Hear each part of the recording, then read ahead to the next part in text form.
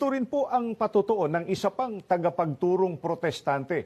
Nababasahin ko po sa inyo sa aklat na pinamagatang Knowing the Doctrines of the Bible. Nababasa po natin sa pahina 349. Ito po ay isinulat ni Meyer Perlman. Ganito po ang nakasulat sa wikang Pilipino ko na po babasahin.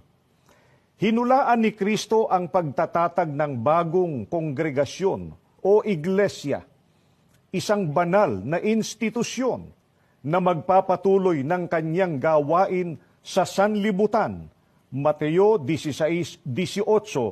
Ito ang iglesia ni Kristo.